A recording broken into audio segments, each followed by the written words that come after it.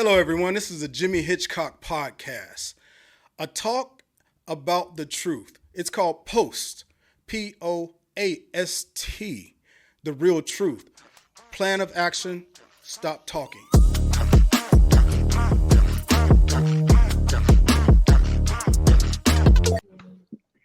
All right. Hello, everybody. This is Jimmy Hitchcock with Post TRT, Poast, the real truth. Post the real truth and stop lying out there. Today, we got in some boys of mine, guys that played at the University of North Carolina, Chapel Hill, guys that were phenomenal at the University of North Carolina, Chapel Hill. We have Marcus Wall, one of the toughest receivers, not the toughest in the history of North Carolina, Chapel Hill. Nate Brown, one of the best receivers, top 10, top 5 to me, top 10 for sure. Sean Boyd was my safety. He was one of the best in our era, and he was one of the original Rudes. Well, 1B. And then Jeff Saturday, who everybody should know. If you don't know, he's an ESPN regular. He does things, big things these days. I'm so proud of him. He became one of the best centers in the history of the league. And I appreciate you showing up for the podcast. And again, my name is Jimmy Hitchcock, and this is Post TRT. But we're going to talk about the Belichick hire and how that's going to affect the program going forward. And we're going to talk about the positives, and we're going to talk about the negatives, right? We're going to talk about things on both sides. But I think it's a great hire. I think it's a great move for the program. I think that this is the most serious that I've seen the administration be about Carolina football. Hiring Belichick was a positive move for me because I think that dude is probably the greatest coach of all time. That's my opinion. He was my coach. I saw the way he ran his program, and I saw the way he did things. And I think that is what he's going to bring to the University of North Carolina. Structure, right? A system, right? A way of winning, the winning way, the way to win, right? He'll bring all those things to the University of North Carolina, and I really appreciate the hire. But starting with Marcus Wall, what are your opinions about it? Tell me what are your positives, then your negatives. My first, let me do it in reverse. My negative was, Okay. I just didn't think he would be able to relate. It's his appearance on TV and his press conferences. When you watch things in practice, everything is stoic. It just seems old. Right. Whereas the kids today, man, you have to be able to communicate. You have to have some sort of flexibility. You have to have some understanding. And that's the part that I've just felt would be the major disconnect. The positive is I don't know if there's a better X's and O's guy for us. Right. And just to be able to put everything together, just from all that I've heard and watched and learned, he is a guy who crosses I's, dots T's, make sure his Y's are perfect. And so, that is the plus side of it, the positive. Absolutely. Boy, what are your thoughts? Oh yeah, I piggyback off what I was saying. As far as situational football, Bill Belichick is probably one of the best at getting and demanding and demanding perfection. As far as defense goes, I know that much because I know you played with him. And, Hot Rod, we had the same agent, so I mean he praised the guy. Belichick, I mean, who would want to play for a guy like that? The record speaks for itself, and him coming to Carolina brings a lot of new life. A lot of people complain about his age and what he has to do with all that, but if he surrounds himself around young, youthful player that's been there, players, etc. Yeah, I mean, he's the head, he's the man, he's the chief. You don't have a lot of Indians going up to the Chiefs tent asking questions, You got people there for that. The negative, which I thought was a negative, which I found to end up being a positive, it was the way he would relate and project himself, the image and everything else, as you saw on his press release when he first came out and everything else. I saw a different kind of Bill, actually. He made jokes, everything else, brought out jerseys. He was real personable with everybody. And, when you get to Chapel Hill and everything else, it's such a liberal place and everything else. You can be free to be you. So I think that more of his persona and everything else can actually come out. I mean, New England. Yeah, who he really is, because in the NFL, that wasn't really him in the media. All right. He's just putting on a persona. Right. Putting on the persona. Nate, what's your thoughts? Man, for me, when it first happened, honestly, I didn't know what to think about it. It took me a minute to actually gather it. Process. Okay, is this really happening? Is he really coming, to Carolina? Right. So for me, negative wise, what I would look at, and I don't know if it's really a knock against him or honestly where we are. I mean, today's kids, man, they're different. And he brings a style where, okay, this is how we're going to do it. This is the way it needs to be done. And are the kids going to actually, be able to relate to that? Are they going to be able to perform to that? So, again, it's a great hire. The way I look at it is by the point of, okay, he's going to have everything nailed down. He's going to be structured. He's going to have that accountability. I just want to, it's just going to have to bring in, to me, and no knock against the guys that are there now. But it's a different generation right now. And, he's from an old school of, okay, this is what we're doing and this is the way we're going to do it. So, but if you can relate to the guys, get the guys to actually pull the best out of themselves and play football, because honestly, that's what it comes down to. Everybody comes in and can play ball. So they're going to just have to be able to basically relate to him, and he's going to have to be able to relate to them. So that's the negative, if you call it. But, just like everybody said, at the end of the day, the man knows football. And, nobody can say he doesn't know football. Nobody can discount what he's done, the winning he's had, and the people that's been around him. So, it'll be interesting to see, how everything turns out. But it's definitely a good thing and a bad thing the way I look at it. But I think the positives outweigh all the negatives right now. Absolutely. And Saturday, let's get your expert opinion. I'm kind of like y'all. Like when I first heard it, I was shocked that he would even entertain it. Honestly, exactly. Me too. People were. I just never in a million years thought Belichick was going to go to college, much less go to UNC, right? Yeah, bro. I was like, man, but I'll tell you, he has coached me a couple of different times in the Pro Bowl. And and Hitch, I know you played for him, I will be honest. He is the only coach I've ever been around, like ever, that could coach any position to excellence. When he can coach offensive line to excellence, DBs to excellence, receivers, quarterbacks, like you name it. Like he gets positional all the football. Way around. He gets situational football. Like he understands it and coaches to the finest detail, which I think is unreal. And I'll say this about the process, because Hitch, you started it off with that. He is a process-driven cat. Exactly. And I think players today, I think that's a benefit for them. Because here's the deal, man.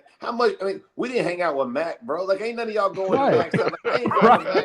That's what I'm talking about. You know what I mean? Yeah. Like, I didn't go hang out with TD, bro. I didn't hang out. It's not I didn't hang out with Dungy. I didn't hang out with Jim Mora. Like, I ain't hanging out with my head coach, bro. Exactly. I'm hanging out with my dudes. Like, so, but put the right cats together, get guys believing in team, and teach them how to go freaking win. Winning cures all ails, bro. And I'm gonna tell you this now, like, love it or hate it, there'll be a level of toughness that takes us back to Mad Dog and Matt when we all played, fellas. I'm gonna let you know, like, it's freaking real. Like, this whole thing it's about to be a level of toughness. You're gonna hit somebody in the freaking mouth, because he will not tolerate that part. Like, that part out the door. Like, it's not gonna be a soft team. How many stars you got by your name means zero. You show up, he's gonna teach you how to be a pro. And if that's what you want, you're gonna learn that's what it takes to stay and hang around the game. And so I'm excited for that part. Yeah, and that's one thing that I was wanting to point out as well. The level of toughness that you have to play for a Belichick or a Parcells is a bit different. And the level of accountability is paramount too. Now, I think he's a genius in accountability. Trying to make sure everybody do their job is the main thing that he focuses on. He focused on that in a big time way, right? So his focus about getting everybody to do their job is probably second to none. So, yeah. But we can go past that for a second, but I want to just kind of go back in time a little bit. When I played for the Carolina Panthers, all right, Nate Hobgood-Chittick played with me at the Carolina Panthers. And he told me this, and I don't know if it's true, Jeff, but he said he's responsible for your career.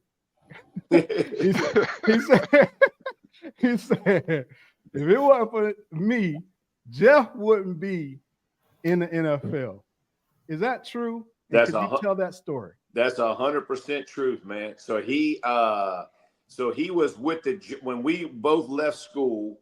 He got signed by the Giants, and I got signed by the Ravens. I got cut, and he made the practice squad for the Giants. And so, back then, if you got called up on somebody's active squad, you got 3 active games that they had to bring you up on. So Indy calls him from the Giants and brings him up on the active squad when they had like 5 games left in the season or 4 games left in the season. So he knew he got 3. Right. And so Bill Polian, who was the general manager at the time, and Bill Hitch had been in Carolina when I was in college, and they had scouted us or done whatever. And but Nate, he has an open door policy in Indianapolis. And Nate, who, like, I try to tell you, there's 53 dudes on a roster. He was like 53 and a half. Like, they cut that dude every Wednesday, you know what I mean? And bring him back on Friday type stuff. Right? And so this cat. But he played hard as hell. Oh, full tilt, bro. Yeah. Busting ball. Like, he was the real deal. But he goes into Bill and says, hey, Bill, I played with the Giants, and now I'm here. And I'm telling you, man, my roommate in college was better than every center that I played against. And he said, who is he? And he gave it to him. And to Bill's credit, man, Bill gives Nate credit for the conversation. He's like, you know what? They talked me out of it when I was in Carolina. The scout said I had too short of arms or something. He's like, I'm going to give him a chance. And so Bill called, and the rest is history. But, yeah, Nate Hobgood-Chittick, man, got me in the league. God rest his soul, man. Ripped to my boy Nate. I mean, but he did it for sure. Yeah, man. That's a great story, and I know he passed, and that was a big blow. Big blow. But that dude right there was one of the coolest cats. Funny, but would go as hard as he. I'm talking about 110% every single play, bro. Smooth white boy. White boy. Yeah. Yes. We take a picture after every game. He had every time we go play basketball, that dude would dunk just so he could show everybody he was legit. I'd be like, Nate, don't nobody care you can dunk. I'm gonna show him, Shaq. I'm gonna show everybody I'm a freaking athlete up here. And he talking trash to everybody about his game. Period. Oh yeah. So good. But yeah, I wanted to take a break and talk about that a little bit, because he used to say it all the time. Well, for me, that boy wouldn't be in the league. That's it. But my dude. It turns out it's true. I'm verifying it, Nate. I wish you was here. I'm verifying it, and that's awesome, man. But let's go back to Belichick and talk about him a little bit. And I'm gonna say this about Belichick. I didn't have my best football with Belichick, but what I learned from him stayed with me throughout the league, right?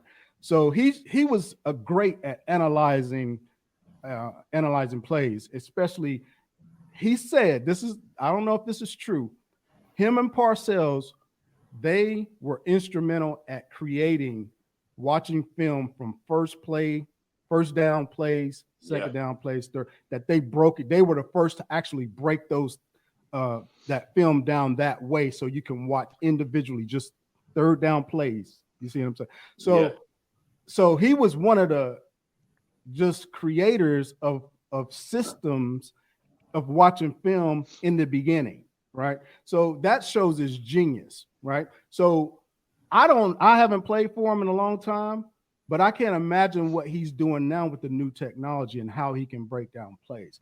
Playing for Bill Belichick in this day and time would probably be incredible as far as the information side. And just talk about the information side, because I didn't get to go play when they had the iPads and things like that, the cell phones. Imagine being able to watch it all the time, right? Information is coming at you at all times. You can watch and study film at any time that you want to. I wish I would have been able to do that, but what's that like, Jeff? Because you played a little bit during that time, correct? Yeah. Hey, Sat, before you go, this is how I knew Belichick was a dude. So, even his last years in New England, he was still having the Polaroid pictures that he was drawing on instead of the iPad. Yes, that's when I said, okay, this fella here is real. Yeah. Circling with a red pen. Circling. Right. Yeah. Circling with a red pen. You know what's crazy about the league now is, and when I just went back to help coach here a couple of years ago, for every iPad Hitch, they give you every play. So if you for your offense, right, your offensive playbook, for every play, when you tap on that play, not only do you get all the different looks like in a still picture, right? You get all the pictures of the still, like how we got it, right? The X's and O's and that kind of thing.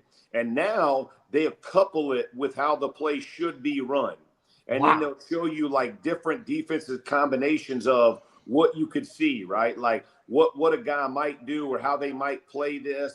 And it is, to your point, your level of information it is at a whole different level. And I do believe guys like Belichick were the ones who, because they all started making football situational. And so they knew, all right, 2nd and 10, you got this much, right? You go 3-by-1, you're going to get this. So we're going to go. Right. And everybody started playing strategy and scheme. But I think what he brings with it, Hitch, is answers. And it's not about, he never tells you, and you could speak this better than I can, but I know when I heard him and players that I know that have played for him, he never asks you to do something that you're not physically capable of doing. Exactly. He doesn't want you to be Superman, bro. Exactly. Just do what you can do. You do great. Do what you do great. That's right. If you don't do it great, I'm not going to put you in that situation. That's right. That's right. I'm just going to do what you do good to great for you. That's right. That's what he does. He does not put you in a situation where, like if you're a terrible one-on-one tackler, he's not going to put you in one-on-one situation. No. Right? He'll put you in a coverage in that situation. And listen, it's what every player wants, right? Like, don't expose me, right? Like, it's like, man, just give me what I'm good at. And like, I watched his left tackle, Matt Light, for years and years, who was barely 300 pounds, guys, at left tackle. And he played awesome. Bro, he's gonna have dudes chipping. He's gonna have backs running through. He's gonna have guards sliding. He knew he was super athletic. I mean, you think about it, man. They had some great runners. They even brought Curtis Moore. I mean, they had some dudes, man. They had some cats that came through there. But to your point, he didn't put you. He never exposes you. He says that now you screw it up mentally, he gonna freaking rip you. But if you do what you're told to do, man, it's like if physically it's a man's game, and sometimes you win, sometimes you don't. But it better be a physical mistake, not a mental mistake. Okay, Mark and Wall, that's a great point. But Wall, I want to talk to you about this. Like, you're seeing the players right now because you're coaching them, right? Yeah, you're seeing the players that's going to the next level, and you're seeing the players that's going into college, and you had some issues with the age gap and things like that, or relatability. But what do you think about how tough these guys are coming out today? What's the difference between when we came out as far as the toughness and these guys now? They're not overall. I don't think they're tough, right? As a whole, right? But I'll step away from us for a minute and I'll go to Georgia, University of Georgia, where Kirby Smart is at.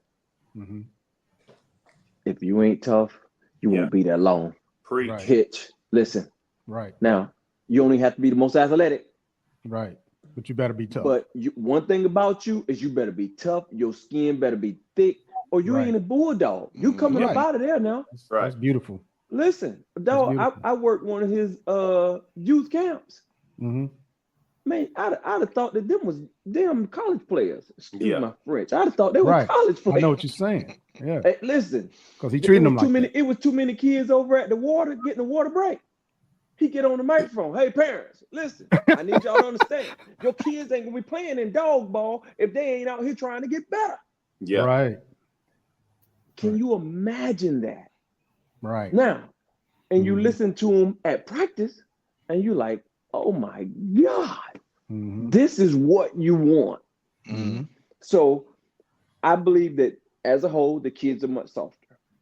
Right. But they can be conditioned and transitioned into those tough kids if you stick with it. You can't be afraid to lose a kid for doing the right thing and making them a tough player to help your team. That's right. Absolutely. If you're afraid to lose a kid, then you're going to lose, period. You cannot be afraid to be tough on them, because the thing about it is, one, you're helping them cultivate their skill, their talent, and understanding their goal of where they want to be. You've been there. Absolutely. They haven't. Absolutely. Nate, speak on that. Yeah, I mean, it's true though, man. I think one thing about me is I like to take the kids that are not sure about themselves, show them that right way, and get them to realize, like, oh, okay, now I see it. When that light comes on the kid that you're coaching, and you see it, and you've been with them that entire time, I mean, that's what you want. That's what you want. But again, you know, at the end of the day, all kids feel like, you know, they're the best thing out there. Nobody's better than me. I'm the greatest. And sometimes you have to tear a kid down, not necessarily disrespect them, but you've got to let them know, okay, well, okay, you're this good. Okay, let's look at film. Okay, well now, okay, you're stepping wrong. You turn off the wrong. I mean, you got to show them technique. Right. You're not deep enough in your pedal. You're not because honestly, that's one thing right now. With, you know, you got all of these 1, 2, 3, 4, 5 stars who really mean nothing to me. That they come out there and, okay, I'm athletic, I'm better than everybody, so that makes me a 5-star. I mean, you still got to have this technique down, because I guarantee you, from year 1 to year 15, that technique is the only thing that's going to carry you that long.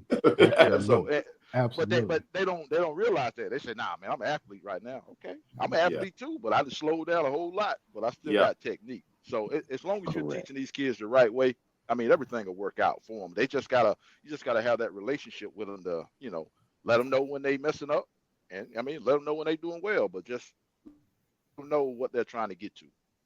Absolutely. Now, Boyd, I'm gonna tell you this. Like, we used to, when we get into the film study, before we would do that, there would be a team meeting, and in the team meeting, the entire team had to watch the film, right, of you messing up, and he would only put mistakes there, for accountability purposes, right? So he would only put the mistakes there, and I don't care if you won by 40, he was going to do that.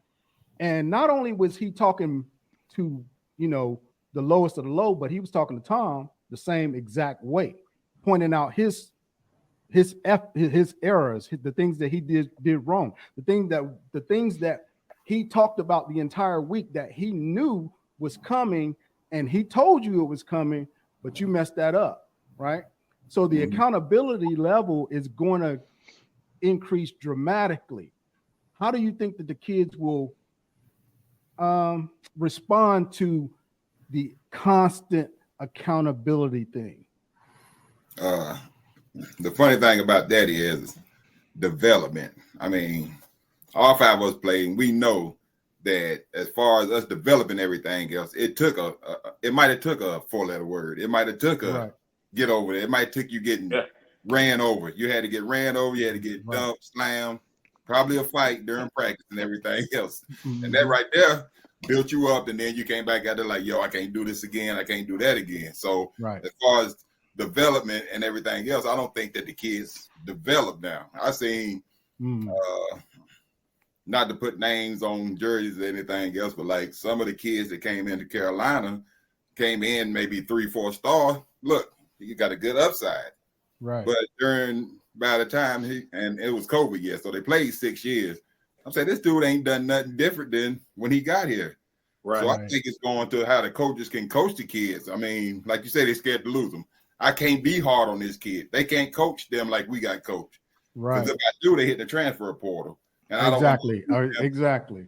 I don't want to lose him because I haven't developed the kid that came after him, but I'm not developing the kid that's in front of him. So now you're staying stagnant. And I think that's what we was. As far as accountability, I mean, they got to get down and dirty. And I think Belichick going to bring that to Carolina. There's be a lot of accountability. It might be some closed practices to take and get the kids right. And that's what I look forward to. I think so as well. And I'm going to talk about something, but I'm going to talk about it in a roundabout way. All right. In a roundabout way, I'm going to talk about it. Y'all can kind of figure out what I'm talking about. But Belichick is being criticized for doing these young things. And he's out there kind of, being a little youthful in his experiences. And coming to Carolina, where there's a lot of very liberal people who want to be, who look at situations like that, how would that affect them? And this might get edited, but how would that affect the team? How is that going to affect him? Because that's going to be referred to a lot in his press conferences. Well, let me go first. Okay, go. I think that people have been chasing the fountain of youth for quite some time. It is nothing new about that. Right. The water is what the water is. Right. Some people like it, some people don't. I mean, it's just like anything else. But from what I understand, they say it's supposed to be refreshing. Right. And refreshing it is. I think refreshing it is. But just hoping that criticism doesn't come up so much that it's distracting to the team, and the team doesn't get swayed or asked questions by the media about these young things that said person is doing. That's all. What are your thoughts, Nate? I mean, again, exactly. I mean, it's been done for a minute. And at the end of the day, I mean, somebody's going to find something to talk about anyway. So, I mean, they're going to always find something about somebody to throw up or do whatever. And 90% of the people that you talk to about that would do the same thing. So, I mean, so nobody can say anything about anything else. But to that point that you brought up about, them asking some of the players about it and what's going on. I mean, honestly, that's where it comes down to a good PR person. I mean, just make them be prepared. Let them know, okay, well, this may come up, and this is what you're going to have to deal with. But, I mean, at the end of the day, everybody's going to talk about something, and you just got to, I mean, sometimes hold your real opinion to yourself, say the right thing, and just move Absolutely. On. Toe the company line. Yep. Toe the company line. All right, I'm not going to put you on the spot, Joe. I'm going to let that go. You can talk about it a little bit. No, I'll say this honestly. Like, I don't love it. I mean, I've been married 25 years. I don't love it, right? But I can tell you this. Like, he's not. I would rather him be that way than be married and doing it, right? Like, the thing is he is who he is. Man ain't married. Like, I knew his girlfriend for many years when he was coaching in New England. They would come to Pro Bowl and had a great relationship. And Bill is who he is, right? He's not making any apology for what he's doing. And so from my perspective, I would much rather it be that way than somebody be deceitful and doing everything behind closed doors and that undercover. Being a whisper. Right, as opposed to the man is just who he is. And I'll tell you this, as far as the kids, like any reporters asking those kind of questions are ridiculous, right? You're out of pocket. Man, like, that's his freaking business, man. And if you want to go ask their parents,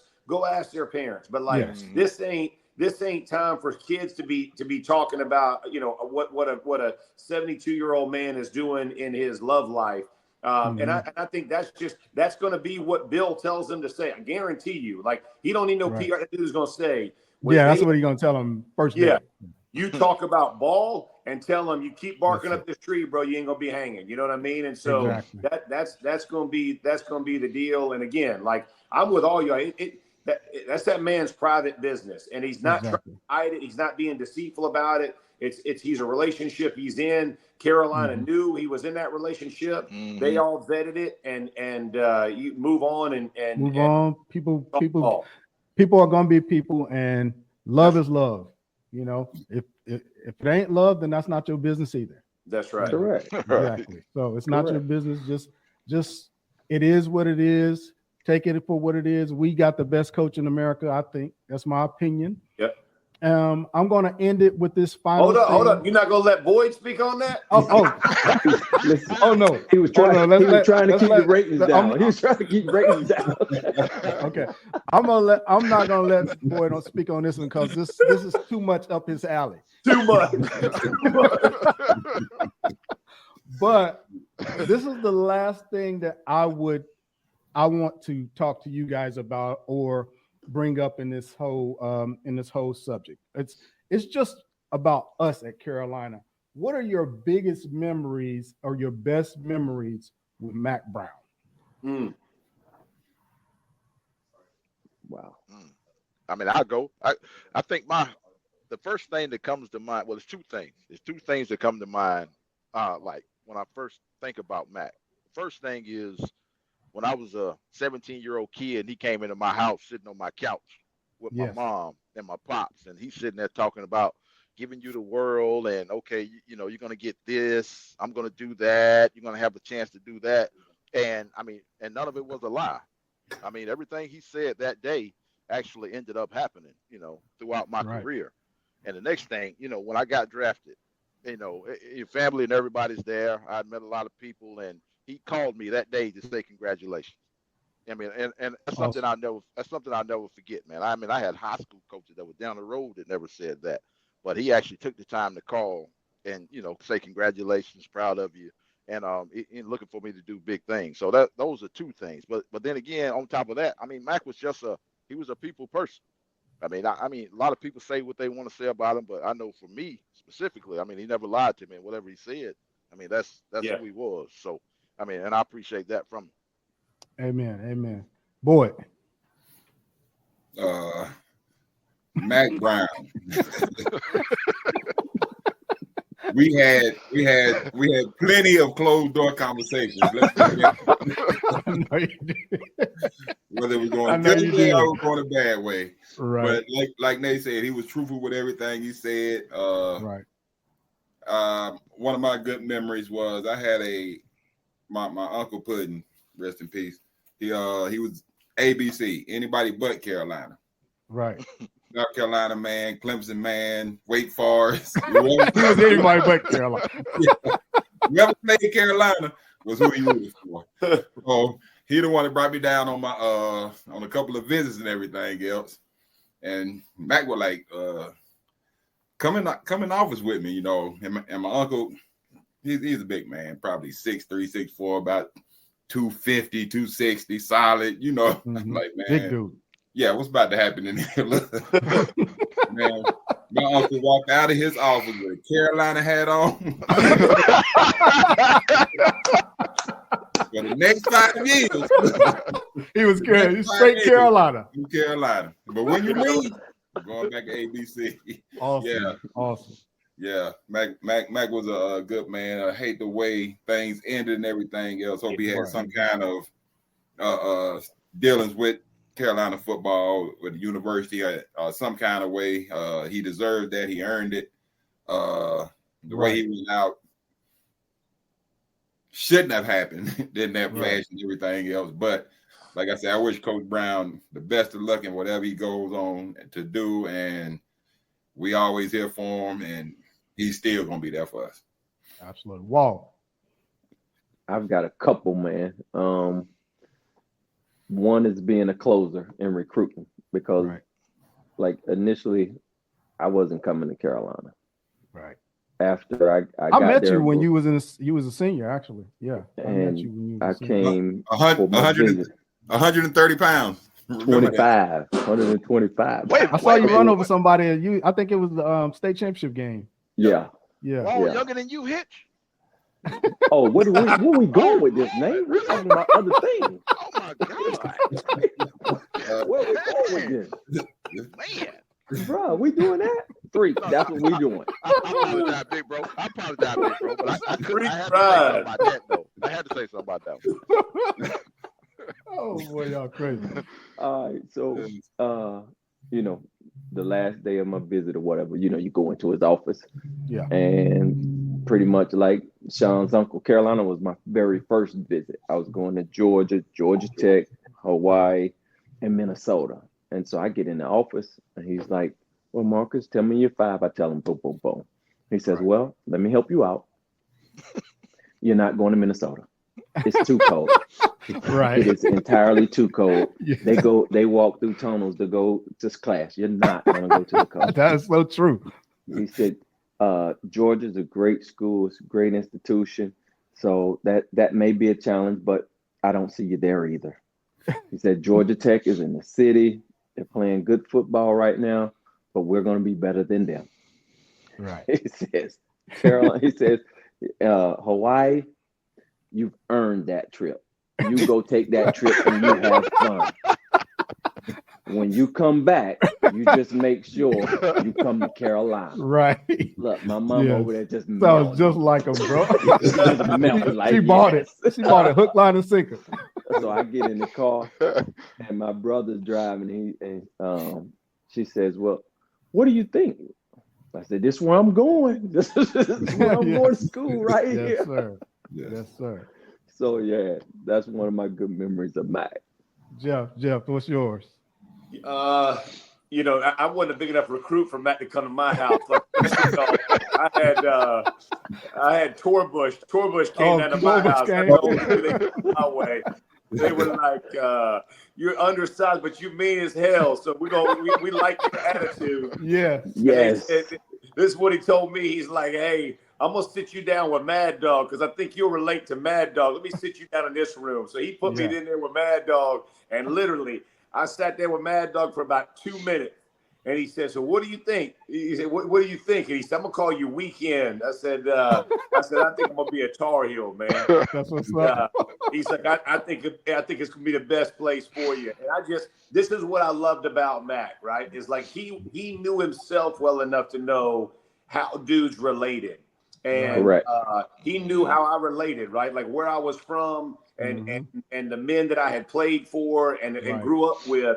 And he didn't try to like mix it up with me, right? He was like, hey, this is, Dog is much more your style, Cat. I'm going to put you over here.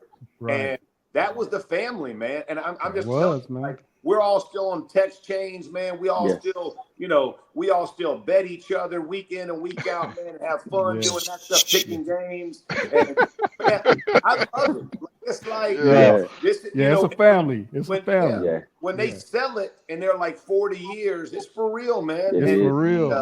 That's the part I told Matt.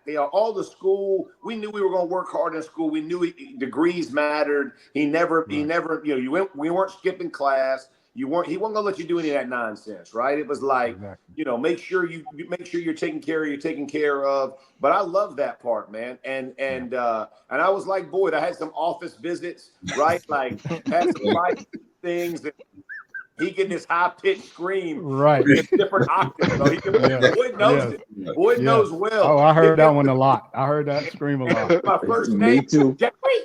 Yes. Backing that head on the table. Hitchcock.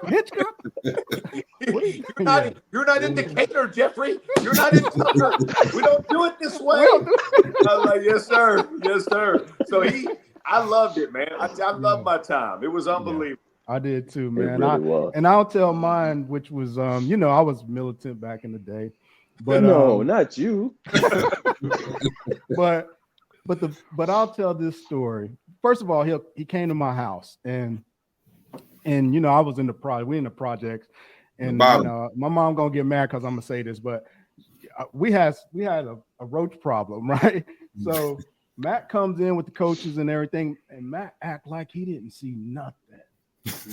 Yeah, he act like he didn't see nothing. He just talked to me straight up. He didn't even budge. He didn't look around. He looked like the most comfortable dude in there. Even the brothers was like looking around, like, but Mac was just focused. I'm talking about focus. And that was the first thing. And then the second thing he said to me, you're not going to play quarterback. He's like, you're not going to play quarterback. They just telling you're going to play quarterback. Yeah. Wake Forest wants you to come there so they can either move you to receiver, a cornerback. I said, huh. He said, you want to go to ECU over Carolina to play quarterback? He's like, Jimmy, you're making the biggest mistake of your life. Do not do that. You know what I'm saying?